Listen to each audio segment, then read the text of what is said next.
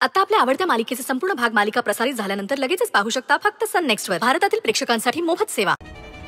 हे बघ, मुळात यशोधरा मॅम असं काहीतरी करतील यावर माझा विश्वासच बसत नाही.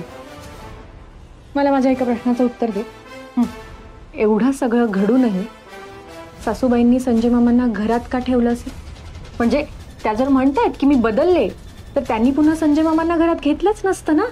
हे बघ ताई, मला मान्य आहे त्यांनी संजय मामांना घरात ठेवून घेतलं, पण नम्रता तिचं काय? तुझ्यासाठी त्यांनी तिला घराबाहेर काढलंच ना. नाही, ते फक्त आपला विश्वास जिंकण्यासाठी. हे जे काय मला भास होत आहेत हे त्या सिद्ध करण्याचा प्रयत्न करतायत ना, या मागे सुद्धा त्यांचाच हात आहे. हे सगळं ती अमृता करत होती, कदाचित त्यांच्या सांगण्यावरून करत असेल ती. एवढंच काय, काल तुम्हा सगळ्यांना वाटलं की मला सासूबाईंचं प्रेत दिसलं, तो माझा भास होता, पण हा सगळा त्यांचाच प्लॅन होता.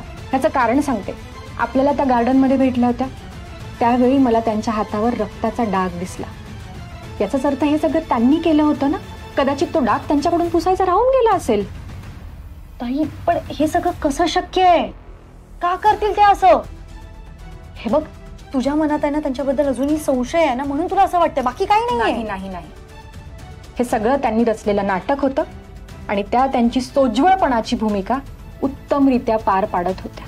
आई तू हे बघ, काच काय ते तू ठीक आहेस ना? काय झालं तुला? आई तू काय एवढी पॅनिक होतेस? काय झालं? ठीक आहेस ना? अगं, खाली तुझ्या सासूबाई काय ते सायकॅट्रिस्टला बोलवायचं घरी असं काहीतरी चर्चा करत होत्या. आई आई आई शांत हो, नीट सांग काय झालंय. अगं, मी तुझ्या बाबांसाठी पाणी आणायला खाली गेले होते. ताबडतोब आपण एका सायकॅट्रिस्टला कन्सल्ट करायला हवं. मला मम्मांचं म्हणणं पटतंय. इनफॅक्ट आम्हाला तर असं वाटतं की आपण जर तिला बाहेर घेऊन जाऊ शकत नाही आहोत तर आपण सायकॅट्रिस्टला घरी बोलवूया ना. म्हणजे सासूबाईंचा मला वेडं ठरवण्यासाठीचा जो प्लॅन आहे ते मला वाटतंय तेच सत्य.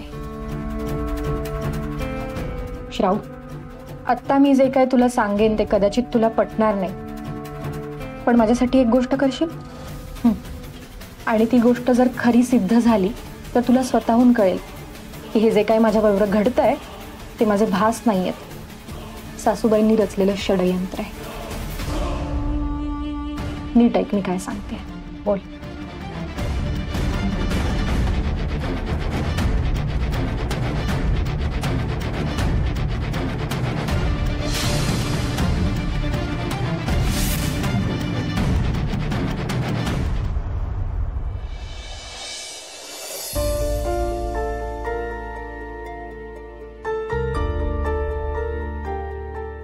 अरविंद, अरे ये. आई तुम्ही जप करताय, मी नंतर येतो. ये ये बस ये. काय नाही रे, माझं मन थोडं अस्वस्थ होतं ना, म्हणून जप करत बसले होते. त्या घरात असं सगळं घडतंय. आता बघ ना, ही सोन्यासारखी पोरगी असं का वागतीये, काही कळायला काही मार्गच नाही. वरवर शांत वाटणाऱ्या माणसाच्या मनात काय खेळ चालू असतात, काय त्रास असतो, काही कल्पनाच करता येत नाही रे. खरंय तुमचं आई, पण आराध्याच्या बाबतीत ज्या काही घटना घडतायत ना, एका पाठोपाठ एक, अचानक, आई नक्कीच काहीतरी गडबड आहे. म्हणजे मला असं वाटतं की आराध्या खोटं बोलत नाहीये. ज्या घटना घडतायत ना त्या खऱ्या आहेत. अरे पण असं कोण कशाला करेल? काय मिळणार आहे त्यांना? ते ज्या दिवशी कळेल ना त्या दिवशी सगळ्या प्रश्नांची उत्तर मिळतील. पण आराध्यावर माझा विश्वास आहे, ती खोटं बोलणार नाही. आई, तिला ना कोणीतरी घाबरवत आहे. डॉक्टर आले की खरं काय खोटं काय ते कळेल आपल्याला. लवकरात लवकर या सगळ्यातून तिला बाहेर काढ रे देवा.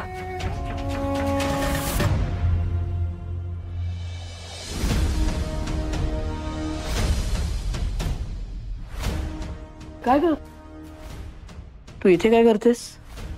आराध्या बरोबर थांब असं म्हटलं होतं ना. ते ब्रेसलेट माझ्या हातातून पडलं होतं ना, तर तेच शोधत होते मी. सापडलं ना? हो, सापडलं. बिंगो.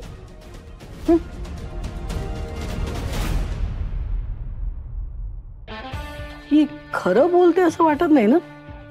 आईचं दिवसभर काय चालतं ना काही माहित नाही. नाही होप आता सगळ्यांना हळूहळू हे पटायला लागलं असेल की आराध्या खरंच वेडी होत चालली आहे. I hope so. Anyway, doctor कुठे आहेत? अजून आले कसे नाही? ताई, डॉक्टर ऑन दी वे आहेत, येतीलच ते. तू काही काळजी करू नको. आणि मी डॉक्टरांना व्यवस्थित शिकवून तयार केलंय. तू आज त्यांचा अभिनय बघच फक्त. अरे आम्ही बघून काय करणार आहोत? घरातल्यांनी तो बघायचा आहे आणि तो अभिनय बघून घरातले स्थिमित व्हायला पाहिजे. तू फोन तर करून बघ कुठपर्यंत आलेत ते. ताई तू शांत हो बरं, काळजी करू नको. थांब मी चेक करतो कुठपर्यंत आहे. शांत हो काय? मी कधी चिडले? अरे डॉक्टर आले. नमस्कार मॅडम. नमस्कार. काय करायचं माहिती आहे ना? हो. जेवढं सांगितलंय तेवढंच बोलायचं, तेवढंच करायचं. काही एक्स्ट्रा नको आहे. लक्षात ठेवा, तुमची बायको आणि मुलगी आमच्या ताब्यात आहे. हो आहे लक्षात. आणि श्रेयस बेटा. येस मामा. आमचा मुलगा श्रेयस. Shreyas doctor Deshpande, psychiatrist. हो हॅलो सर. नमस्कार. ज्या आराध्याबद्दल आम्ही बोललो ना, श्रेयसचीच बायको आहे ती. हो अच्छा. डॉक्टर काही करून माझ्या बायकोला बरं वाटलं पाहिजे. प्लीज डोंट वरी, मी आहे ना.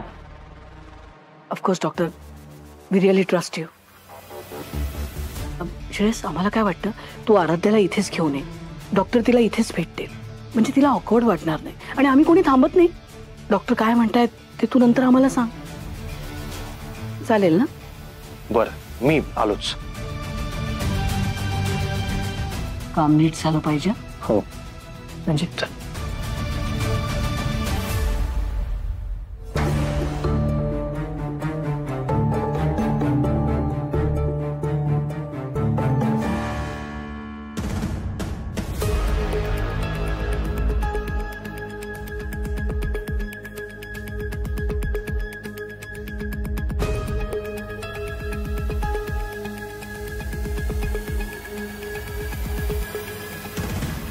ते म्हणजे ऍक्च्युली काही बोलायचंय का तुला? हो. अरे मग बोल ना. माझ्याशी बोलताना एवढा विचार करायची गरज कधीपासून पडायला लागली तुला? हे बघ आराध्या, मला जे बोलायचं आहे ते तू प्लीज न चिडता शांतपणे ऐकून घेशील प्लीज? काय झालंय? हे बघ, घरातल्या सगळ्यांनाच तुझी खूप काळजी वाटते. म्हणून काय? म्हणून आपण घरी एक सायकॅट्रिस्ट बोलवलाय. काय म्हणजे तुलाही असं वाटतंय की मला त्याची गरज आहे आणि तू हो म्हणाला श्रेयस? नाही नाही नाही, ऐक ऐक, तू मला म्हणालीस ना रागवणार नाही, शांतपणे ऐकून घेशील. मला माहितीये तुला हे आवडणार नाही, पटणार नाही. मलाही नाही पटलं. फक्त आणि फक्त तुझा विचार करून, तुझ्या तब्येतीचा विचार करून मी हो म्हणलं. आराध्या, तुझ्या बाबतीत, आपल्या बाबतीत हे जे काही घडतंय त्यातून तुझी सुटका व्हावी एवढाच प्रामाणिक हेतू आहे माझा. तुला नाही का वाटत आहे असं? काल जे काही घडलं त्याचा तुला जितका त्रास झालाय तेवढाच धक्का आम्हालाही बसलाय, सगळ्यांना बसलाय. आराध्या, भास होणं वेगळी गोष्ट आहे, पण तू मम्मांचा खून बघितलास आणि आपण बाहेर गेलो तर मम्मा हसत मामांशी गप्पा मारत होत्या. हे मला सिरियस वाटतंय. पण श्रेयस, हे बघ आराध्या, काही गोष्टी आपल्या आकलन शक्तीच्या पलीकडच्या असतात, पण त्याचा जर आपल्या तब्येतीवर परिणाम होणार असेल तर वेळच्या वेळी ट्रीटमेंट घ्यायला काय प्रॉब्लेम आहे? नाही, मुळात मला हेच पटत नाही, कारण मी आजारी नाहीये श्रेयस. प्लीज. मी काय म्हणतोय, एकदा डॉक्टरांशी बोलून घे. डॉक्टर जे काय आहे ते सांगतीलच आपल्याला. म्हणजे हे बघ, जर कोणी हे सगळं मुद्दामून करत असेल तर ते आपल्याला सांगतील आणि आपल्याला सांगतील की तू नॉर्मल आहेस म्हणून. अरे पण मी नॉर्मलच आहे ना. आराध्या, माझ्यासाठी प्लीज. ठीक आहे, तुझ्या समाधानासाठी मी डॉक्टरांशी बोलायला तयार आहे. Okay? Thank you so much. Thank you माझं ऐकल्याबद्दल. आराध्या, मलाही या सगळ्याचा खूप त्रास होतोय. मला माहिती आहे तुला काही झालेलं नाही आणि मी तुला काही होई देणार नाही. विश्वास ठेव माझ्यावर प्लीज. माझा स्वतःपेक्षा जास्त तुझ्यावर विश्वास आहे, म्हणून त्यासाठी मी कुठल्याही परीक्षेला सामोरी जायला तयार आहे. ही तुझी एकटीची परीक्षा नाहीये, आपल्या दोघांची परीक्षा आहे, आपल्या प्रेमाची परीक्षा आहे. आणि माझी खात्री आहे तू यात नक्की पास होणार.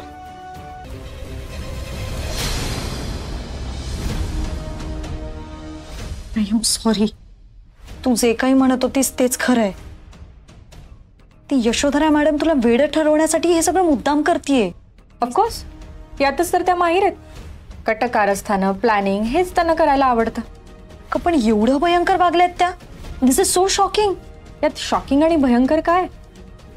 याआधी त्या जे जे काही आपल्याशी वागल्यात ते जर आठवलं तर त्यांचं हे प्लॅनिंग आणि वागणं खूप एक्सपेक्टेड आहे. आणि आत्ता जसा तुला शॉक बसलाय ना तसा घरच्यांनाही बसेल. आणि त्यांना हे कळेल की हे मी केलं नाहीये, हे डॉक्टरांनीच केलंय. आणि त्यांचा माझ्यावर विश्वास बसेल. एक मिनिट, म्हणजे तू घरच्यांना सगळं खरं काय ते सांगणार आहेस का? नाही, आत्ता नाही. आत्ता फक्त जेवढं खरं सांगणं गरजेचं आहे तेवढंच सांगेन. कारण मला अजून बघायचंय ती बाई कुठल्या थराला जाते. पण मग ताई, अजून किती वेळ? 24 तास. येत्या 24 तासात मी फक्त श्रेयस आणि अक्षयलाच नाही तर घरातल्या सगळ्यांना सासूबाईंबद्दल आणि आपल्याबद्दल सुद्धा सगळं खरं सांगणार आहे. ताई, मला खूप भीती वाटतेय ग. अक्षय आणि श्रेयसला हे सगळं नाही आवडलं तर? आपण त्यांच्याशी खोटं बोललोय. आणि फक्त खोटं बोललो नाहीये तर खोटं वागलोय सुद्धा. हे सगळं ऐकून त्यांना राग आला तर मग काय करायचं? हे बघ, हे असं होणं साहजिक आहे. म्हणजे फक्त श्रेयस आणि अक्षयच्या बाबतीतच नाही तर बाबा आणि आजींना सुद्धा राग येऊ शकतो. कारण कसं आहे, म्हणजे आपण जेव्हा एखाद्या माणसावर प्रेम करतो आणि त्यानेच जर आपला विश्वासघात केला, आपल्याला फसवलं तर आपल्याला वाईट वाटतंच ना. तसंच त्यांच्या बाबतीतही आहे. पण महत्वाचं हे की आपलं त्यांच्यावर असणारं प्रेम हे खरं आहे ना, आणि विश्वास सुद्धा खरा आहे. त्यामुळे ते आपल्याला समजूनही घेतील आणि आपल्याला माफही करतील. श्राव, आजवर आपण आपल्या प्रेमासाठी खूप परीक्षा दिल्या आहेत. आता ही परीक्षा त्यांच्याही प्रेमाची असेल. बघूया काय होतंय ते. हो, तू बोलतेस ते खरं आहे ताई. आपण असंच करूया.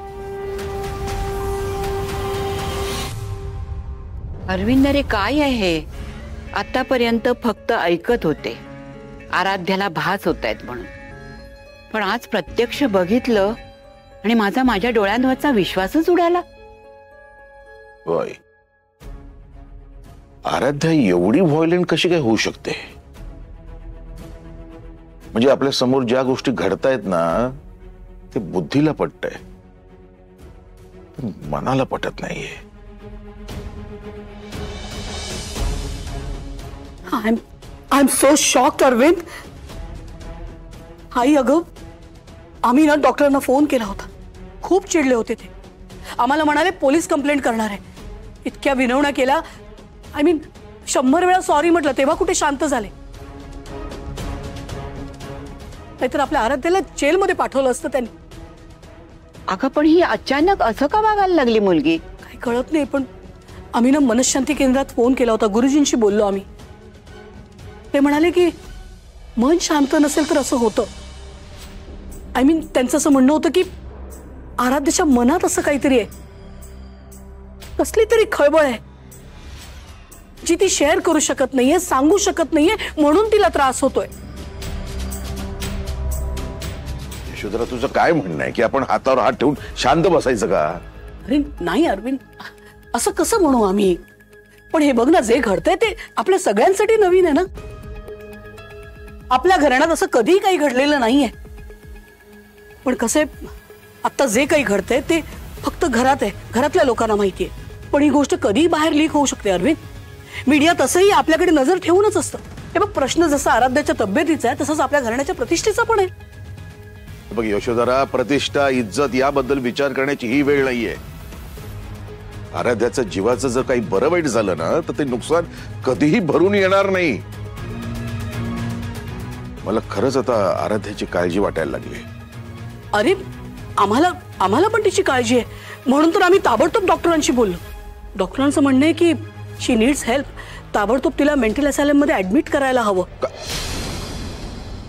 नाही म्हणजे त्यांचं असं म्हणणं आहे की आत्ता आजाराची सुरुवात झाली आहे ना, आत्ता ट्रीटमेंट जर दिली ना तर ती लवकर रिकवर होईल.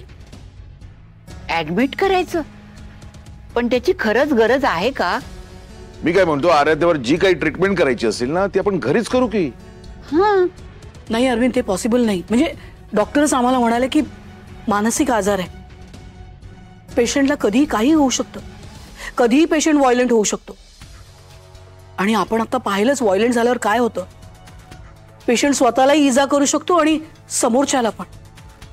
अरविंद, पेशंट आराध्या असायलम मध्ये असेल तर डॉक्टर्स नर्सेस असतील, शील बी सेफ. आणि इथे घरात आपण सुद्धा. पण ती असंच वागेल असं का वाटतंय तुला? कारण आई, अरविंद, आय एम सॉरी, पण एक गोष्ट आम्ही तुम्हाला सांगितली नाहीये. आता काय?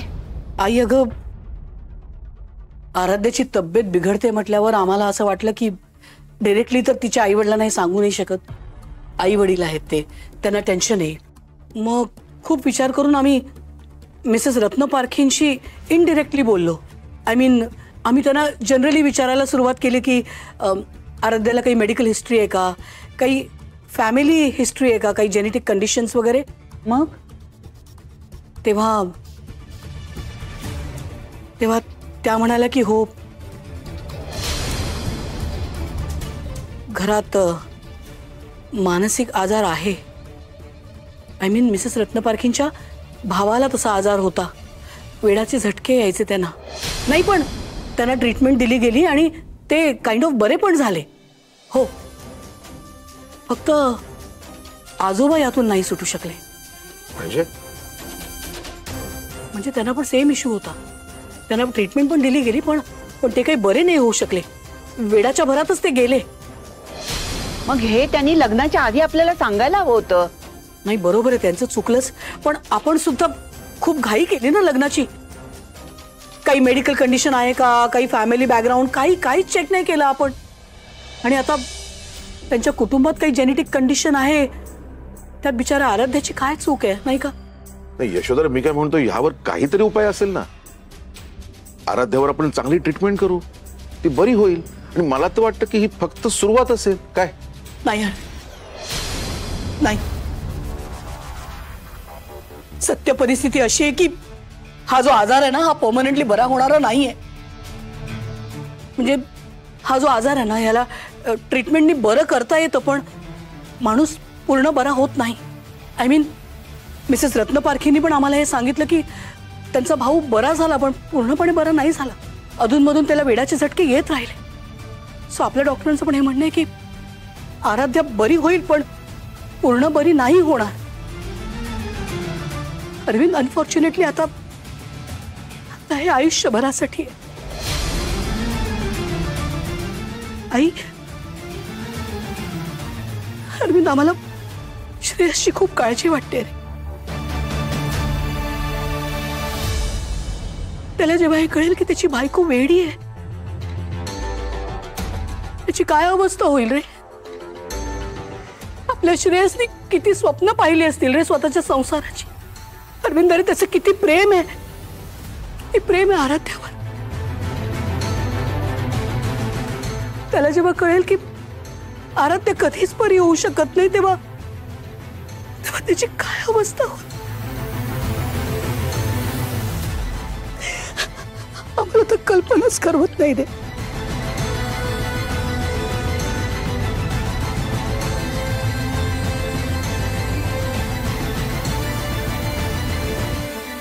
आई, अरविंद, अरे इतकी महत्वाची गोष्ट आमच्या लक्षात कशी आली नाही. अरविंद, इशिता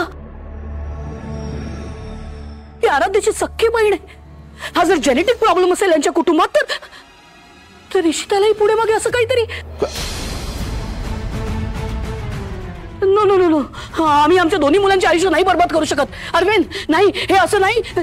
अरविंद, हे लग्न थांबवायला हवं, हे लग्न कॅन्सल करायला हवं. तू नकार दे. यशोधरा, काय बोलतेस तू?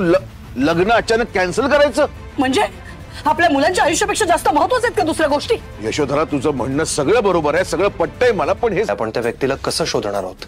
मला नाही वाटत आपल्याला ते फार शोधावं लागेल. म्हणजे जी कोणी व्यक्ती हे घडवून आणते ती व्यक्ती आपल्या जवळपासचीच व्यक्ती आहे, आपल्यापासून फार लांब नाहीये. असं का वाटतंय तुला? कारण बघ ना, ज्या काही घटना घडल्यात याचाच अर्थ त्या व्यक्तीला आपल्या घरातल्या छोट्या छोट्या डिटेल्स माहिती आहे. फॉर एक्झाम्पल, आपलं वॉर्डरॉब, माझी फोन ठेवण्याची जागा, आपण शॉपिंगला गेलो होतो ते डिटेल्स, आणि सगळ्यात महत्त्वाचं म्हणजे आपण फार्म हाऊसला निघालोय. म्हणजे कधी, कुठे, कसं, ह्या सगळ्या डिटेल्स त्याच व्यक्तीला माहिती असू शकतात जी व्यक्ती आपल्या जवळपास आहे, आपल्या अवतीभोवती आहे. करेक्ट ऑब्झर्वेशन आहे तुझं. आता मी फक्त ते डॉक्टर येण्याची वाट बघते. आराध्या, हे सगळं कोण करतंय एकदा मला कळू दे, मग बघ मी त्या माणसाचं काय करतो ते.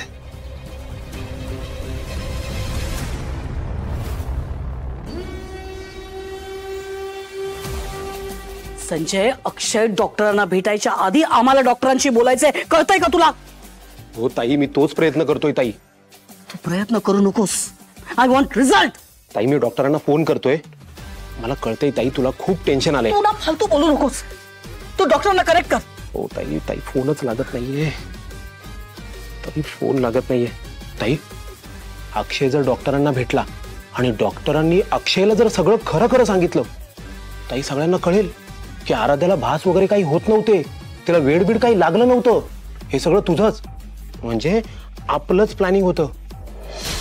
ताई, सगळ्यांना कळलं तर हरकत नाही, पण अक्षय आणि श्रेयसला कळता कामा नये, नाहीतर आपलं काही खरं नाही. ताई, तू आजवर आम्ही जे काही केलं ते कधीच आमच्या मुलांना कळलेलं नाही, आणि आता सुद्धा आराध्याची जी काही अवस्था आहे त्याला आम्हीच जबाबदार आहोत, हे सुद्धा त्यांना कळता कामा नये. नेव्हर.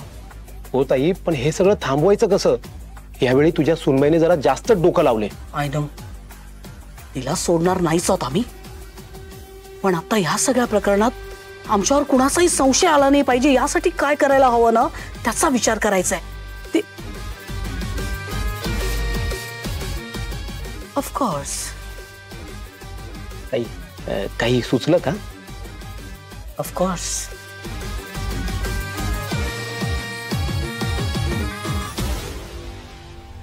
अरविंद, मला सारखं वाटतंय आपण कुठेतरी चुकतोय. असं का वाटतंय तुम्हाला? राहून राहून माझ्या मनात विचार येतोय, पण तो तुला बोलावा की बोलू नये असा प्रश्न पडलाय. आई, तुमच्या मनात जे काही आहे ना ते बोला ना.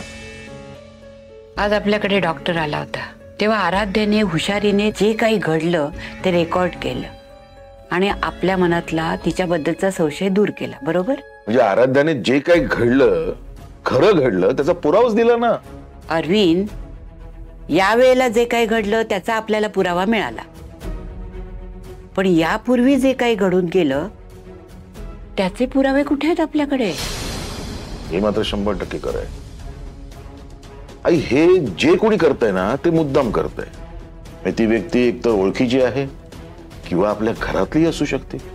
ती ओळखीची असेल, घरातली असेल, ती आपल्या घरातल्या नोकर चाकरांना पैसे देऊन फितवतीये, आपलंसं करतेय. आपण नम्रतेला काढून टाकलं, तसंच आपण वॉचमनला आणि ड्रायव्हरला सुद्धा काढून टाकू, पण त्याच्याऐवजी जे कोणी येतील त्यांना ही व्यक्ती पैसे देऊन आपलंसं कशावरून करणार नाही? आई, आजकाल पैसाच खरी गरज आहे. पैशाच्या जोरावर माणूस काहीही करू शकतो. प्रामाणिकपणा, सच्चेपणा, खरेपणा जे करू शकत नाही ना ते पैसा करून दाखवतो. अरविंद, खरं सांगू, माझा यशोधरेवर सुद्धा विश्वास उरलेला नाहीये. आई, तुम्ही जे काही बोललात ना ते बोलण्याचं धाडस माझ्यात नव्हतं. आज तुम्ही बोललात, मला तर असं वाटते आई, या सगळ्या मागे ना यशोधराच आहे. ती वाटते तेवढी साधी सरळ नाहीये, हे तुलाही माहितीये आणि मलाही माहिती. अगदी बरोबर बोललात तुम्ही. तिचं वागणं ना सध्या मला जरा विचित्र वाटतंय. म्हणजे कधी ती आराध्याच्या बाजूने असते, कधी आराध्याच्या विरुद्ध असते. इशिता आणि अक्षयच्या लग्नाला तिने सरळ सरळ परवानगी दिली. हो ना, म्हणजे हे सगळंच जाणवत होतं मला, खटकत होतं, फक्त बोलण्याचं धाडस होत नव्हतं.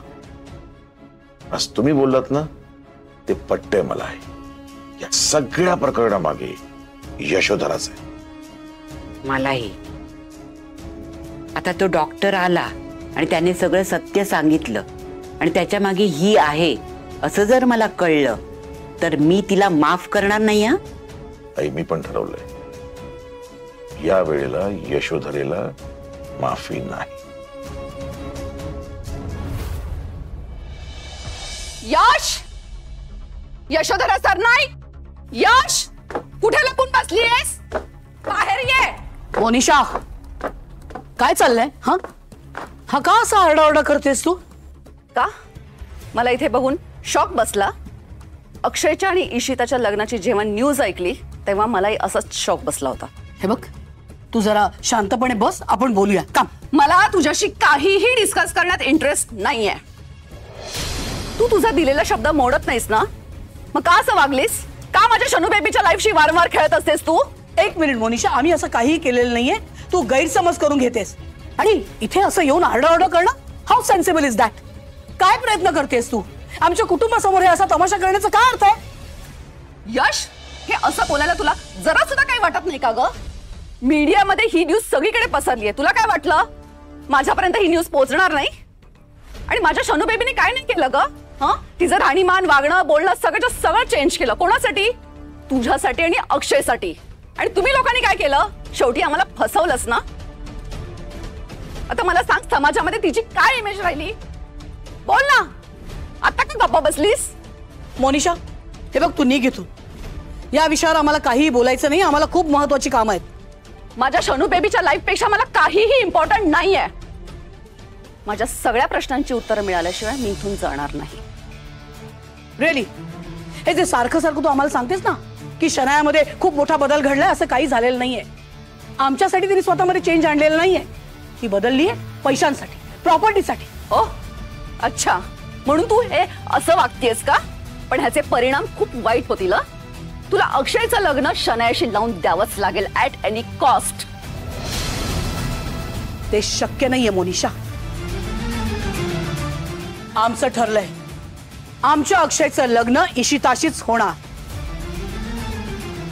या डॉक्टर, या चला. अहो चला चला चला चला. अहो चला. काय चाललंय? काय कोणी मला सांगेल का? सांगणार ना, सगळं सांगणार तुम्हाला. साईन वगैरे हवी होती का? नुसतं लेटर पाठवून दिलं असतं तरी मी सही करून दिली असती. त्याचं काय ना, माझं फार ब्लड लॉस झालंय. मला विकनेस पण खूप आहे हो, म्हणून. ओ, फारच वाईट झालं हो. बघ किती त्रास होतोय त्यांना. नाही डॉक्टर, तुम्ही काही काळजी करू नका. आम्ही आता तुम्हाला असं काही दाखवणार आहे जे बघितल्यावर तुमचा सगळा थकवा पळून जाईल. म्हणजे मला काही कळलं नाही. कळेल कळेल डॉक्टर, सगळं कळेल. जरा जरा पेशन्स ठेवा ना. इशिता. हो. या डॉक्टर, बघा.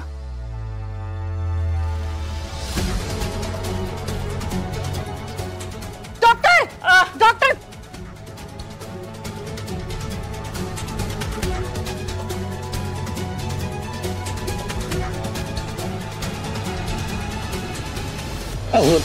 कुठे चाललंय? थांबा. म्हणलं होतं ना तुम्हाला. मला सोडा प्लीज. पेशंट्स वाट बघतात माझी. का अजून कोणाला वेडे ठरवायचंय का तुम्हाला? नाही, तुमचा काहीतरी गैरसमज होत आहे. मला सोडा हो. आता तुम्हाला तेव्हाच सोडणार जेव्हा तुम्ही खरं काय ते सांगणार. का केलं असं? आणि कोणाच्या सांगण्यावरून केलंय? कुणी पैसे दिले होते, किती पैसे दिले आणि कोणाचा प्लॅन होता हा? मला जाऊ द्या, मला सोडा. माझा याच्यात काहीच हात नाही आहे. बर, ठीक आहे. अक्षय, जाऊ दे त्यांना. ठीक आहे. नाही, आपण एक काम करू, आपण हे पुरावे पोलिसांना देऊया. मग ते त्यांच्या पद्धतीने विचारतील. जा डॉक्टर, तुम्ही जा, निघा. असं काही करू नका. माझी प्रॅक्टिस बंद होईल. माझं क्लिनिक बंद होईल. मी बोललो ना तुम्हाला, माझा याच्यात काहीच हात नाही आहे.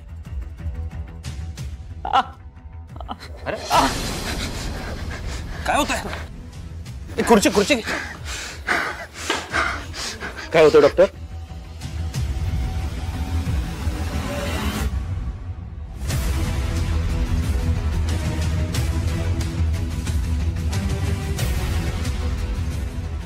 डॉक्टर रिलॅक्स व्हा.